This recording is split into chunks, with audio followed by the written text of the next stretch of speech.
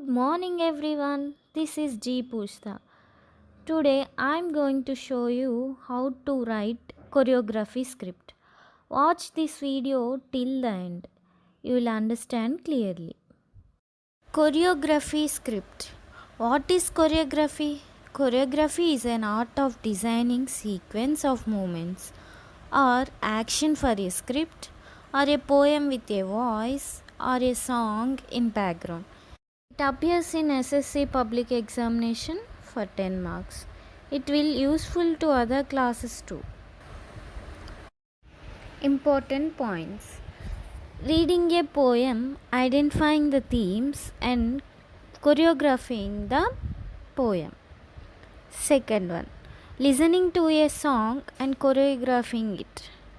Third one, reading the posters and developing the choreography based on the theme. Fourth one, identifying the issues, writing the posters and slogans on these, and developing the choreography based on the theme. Let's see what topics involves in choreography script. Choreography scripట్లో ఏం topics ఉన్నాయో చూద్దాం.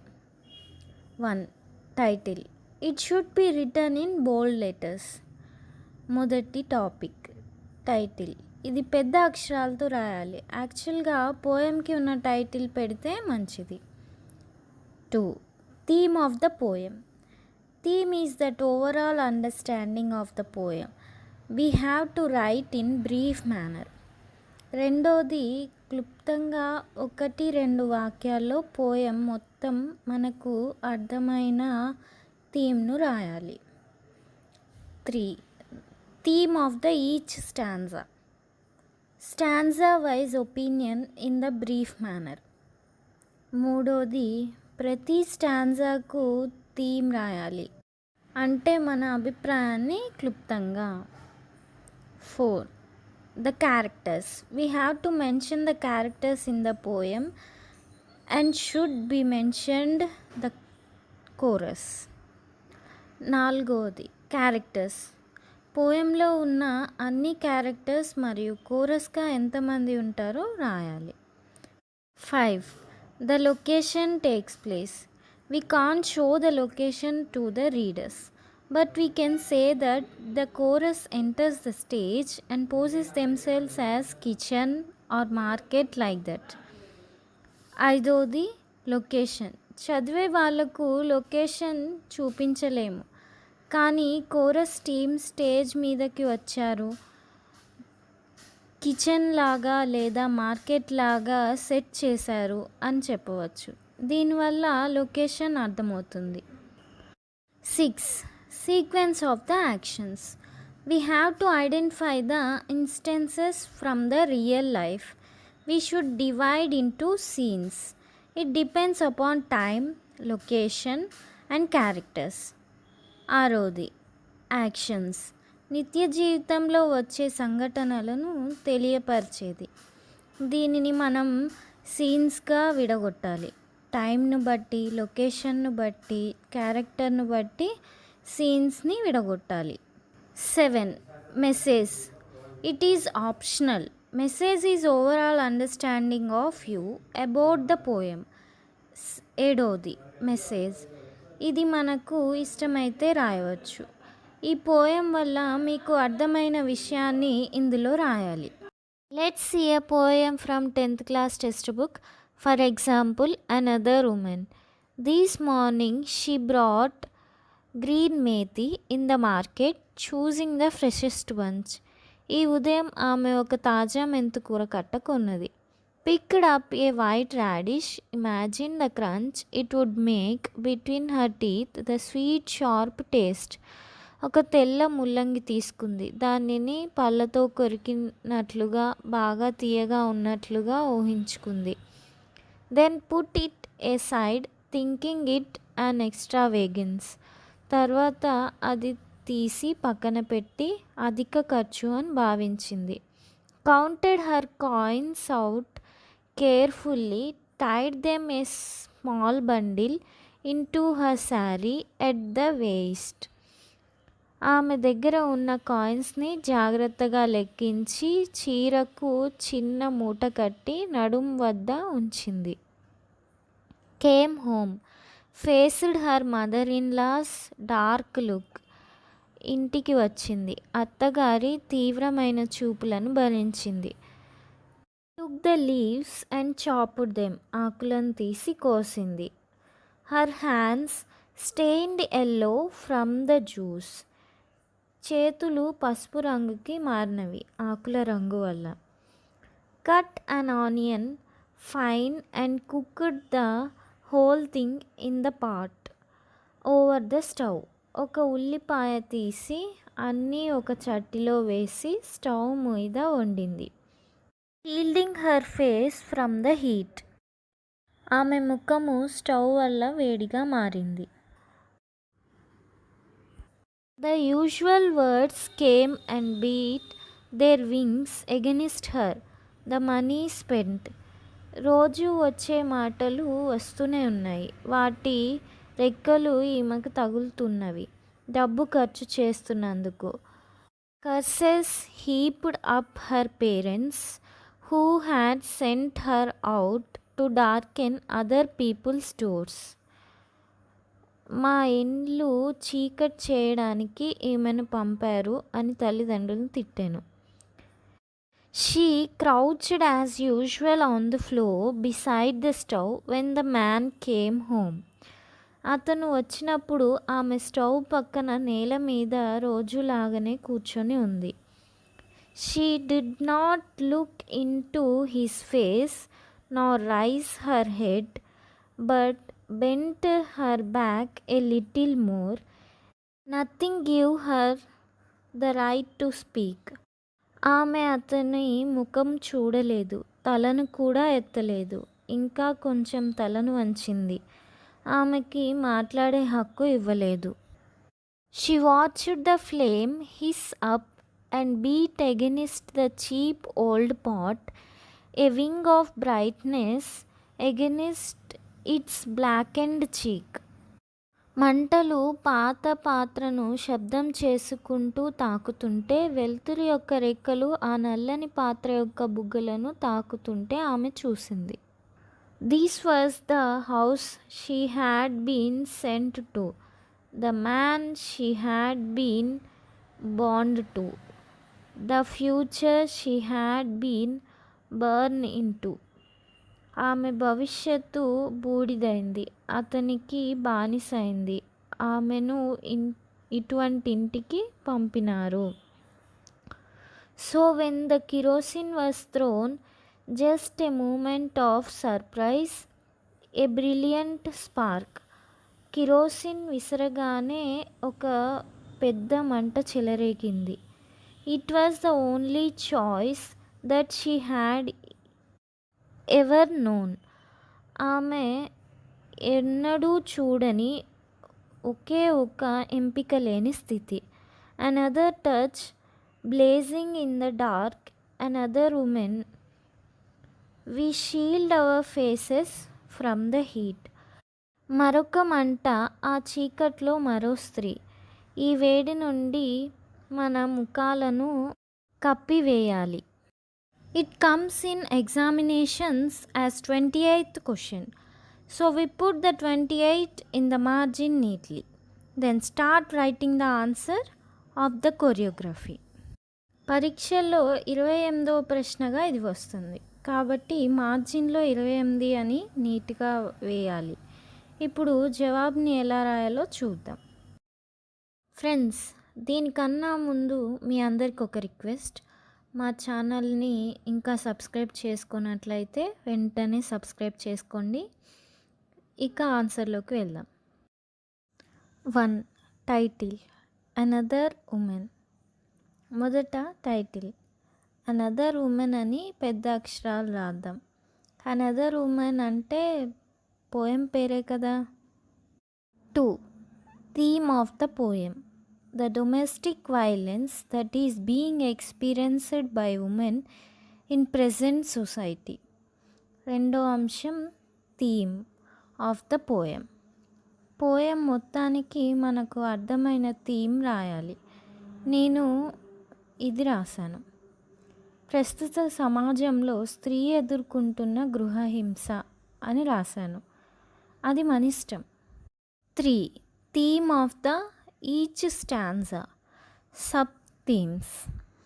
మూడోది, ఒక్కో స్టాంజాకి ఒక్కో theme రాయాలి.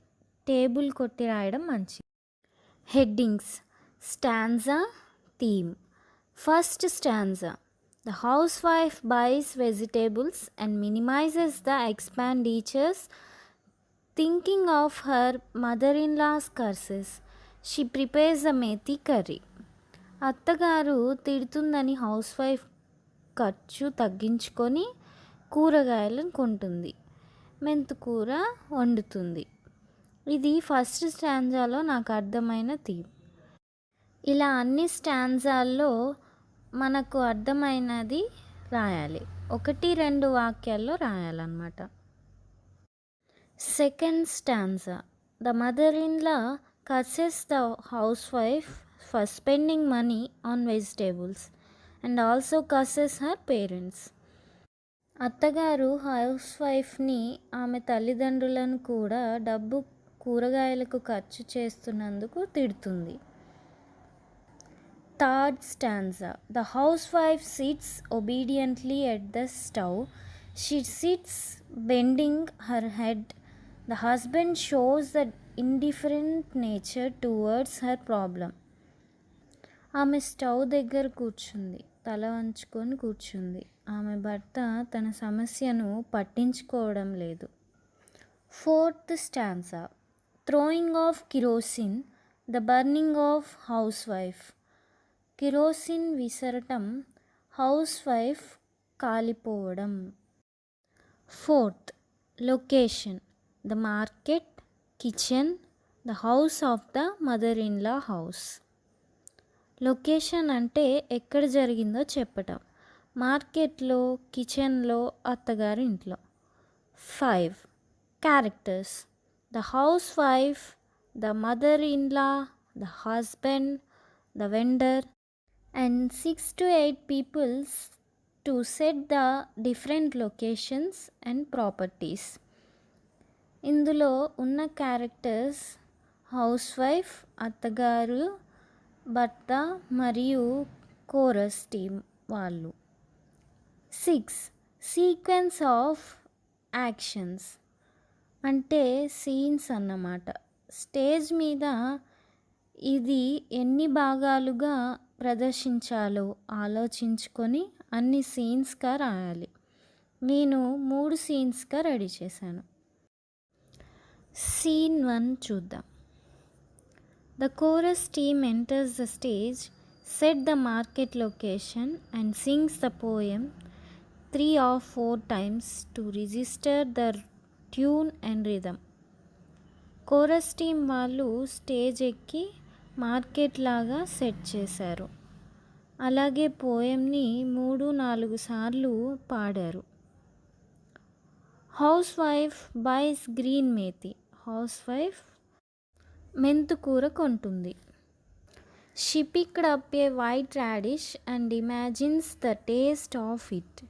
White రాడిష్ని తీసుకొని దాన్ని టేస్ట్ చేస్తున్నట్లుగా ఊహించుకుంటుంది.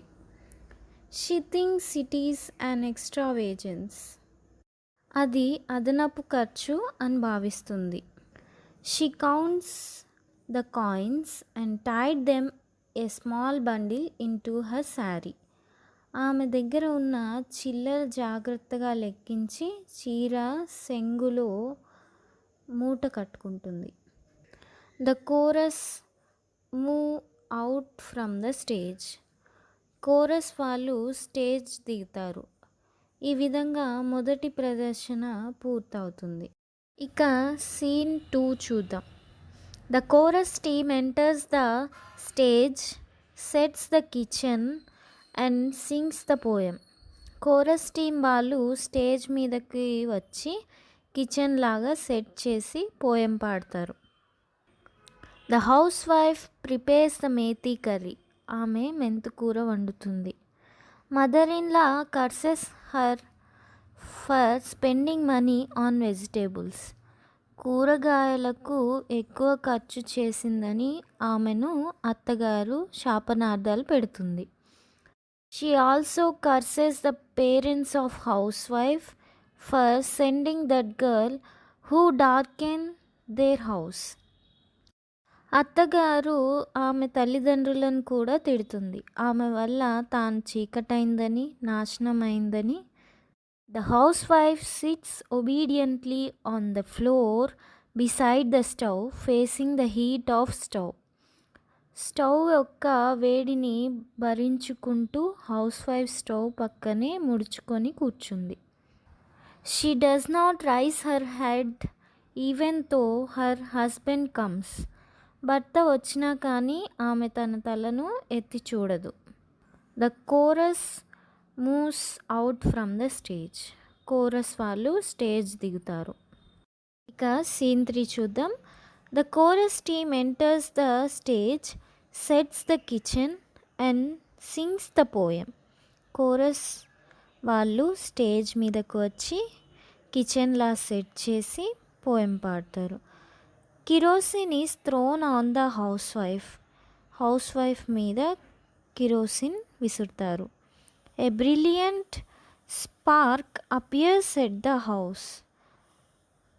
ఇంట్లో పెద్ద మంట చెలరేగుతుంది. The house wife submit herself into the hands of the flame since there is no option. వేరే దారి లేక ఆ హౌస్ వైఫ్ తనను ఆ మంటలకు అర్పించుకుంటుంది. The chorus move out from the stage with sad mood. Sad మూడ్తో chorus వాళ్ళు స్టేజ్ దిగుతారు. ఇలా 3 సీన్లుగా నేను రాశాను. ఒకవేళ సగం పోయం ఇస్తే మీరు 2 సీన్లుగా రాయవచ్చు. 7 మెసేజ్. ఇది మన ఇష్టమైతే రాయవచ్చు, లేదంటే వదిలివేయచ్చు. పోయం గురించి ఓవరాల్గా మనకు అనిపించింది సొంతంగా రాయాలి. నేను ఇలా రాశాను. The women in the poem is representative of the whole women who are experiencing the same condition in the present society. We are turning off our faces from these harsh realities in the society. We should pay attention in such incidents. We should bring awareness in the people and in the society. In this poem, if we observe, one woman was the enemy of another woman. సమాజంలో ఇటువంటి అనుభవాలను పొందుతున్నాం. స్త్రీలందరికీ ఈ స్త్రీ ప్రతినిధి. ఇటువంటి క్రూర చర్యలను చూసి మనం తలదించుకుంటున్నాము. ఇటువంటి సంఘటనలకు జాగ్రత్త వహించాలి. సమాజంలోని ప్రజలకు అవగాహన కల్పించాలి. పోయంలో నేను గమనించింది ఏమిటంటే, ఒక స్త్రీ మరొక స్త్రీకి శత్రువు. ఈ విధంగా కొరియోగ్రఫీ స్క్రిప్ట్ పరీక్షలో అందరికీ అర్థమయ్యే రాతలో రాస్తే 10కి 10 వస్తాయి. ఈ డిస్కోర్స్ అర్థమైందని అనుకుంటున్నాను. ఈ వీడియో మీకు నచ్చినట్లయితే కామెంట్ చేయండి, షేర్ చేయండి, లైక్ మీద క్లిక్ చేయండి. సబ్స్క్రైబ్ చేసుకోవడం మాత్రం మర్చిపోకండి. ఉంటాను. మరో వీడియోలో కలుసుకుందాం. Thanks for watching. Have a nice day.